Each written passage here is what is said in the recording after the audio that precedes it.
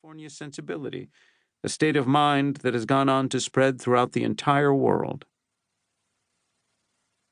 In February of 1966, a squandered afternoon in the company of a hallucinatory drug was not a completely unusual way to spend a day. Yet Brand was not a beatnik, nor would he become a hippie. He was far too ambitious to fit in comfortably with his peers. As often as not, he has found a way to go against the grain. He has floated upstream.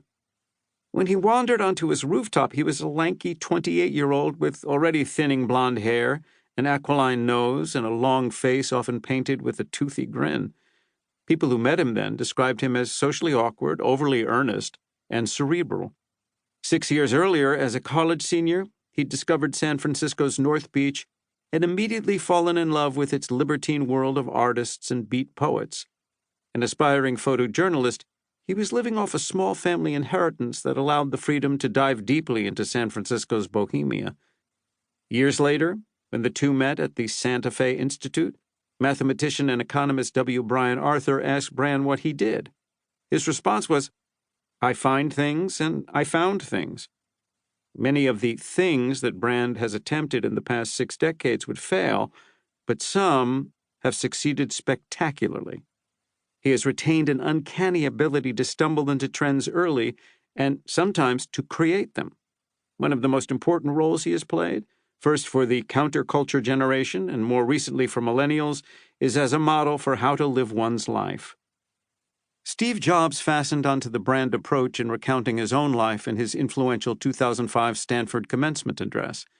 He found inspiration in the closing page of Brand's Whole Earth epilogue. It captured the sensibility that emerged on the western edge of the continent during the 60s. The back cover of the 1974 edition of the publication was a photograph of the kind of open road a hitchhiker might find while waiting in the morning sun on a California highway.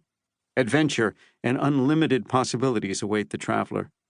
At the top of the page is a photo of sunrise as seen from space, and in between are the words, "Stay hungry, stay foolish." Brand intended the photo as a way to describe living a life open to serendipity. As Jobs put it, "I have always wished that for myself." Telling the story of Stewart Brand's life poses a puzzle, for he isn't someone who can be neatly categorized. Perhaps it is so difficult to put him in a box because he has such an uncanny knack for seeing the world from outside the box.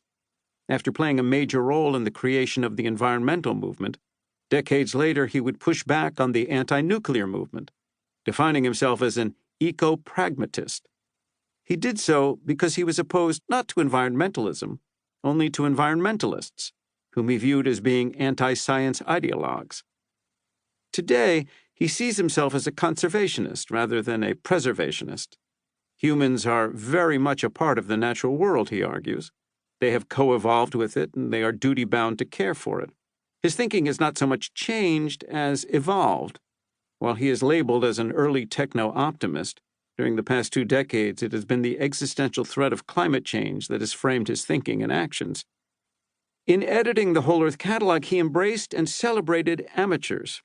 Brand turned to the world of cybernetics to reject hierarchy in preference to the idea of a networked world in which the center of control constantly moves to wherever is most relevant and useful.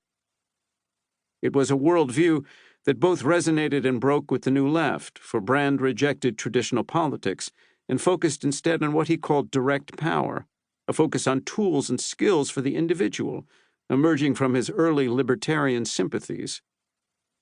A self-described member of an American silent generation, which came of age in the 1950s, Brand has acted more in the mold of the action intellectuals, identified by Theodore H. White in a 1967 Life article that described a Kennedy type of educated anti-communist intellectual who operated beyond the boundaries of the university. However, unlike White's characters, who were largely inside the beltway creatures of the Kennedy administration, Brand would become the consummate outsider, a coast away. He has reinvented himself frequently enough that it is tempting to describe him as a Zelig, for decades turning up seemingly everywhere as new things were developing. Indeed, Brand's thinking has evolved in many ways, from anti to pro-nuclear, from environmentalism to conservationism, And from libertarianism.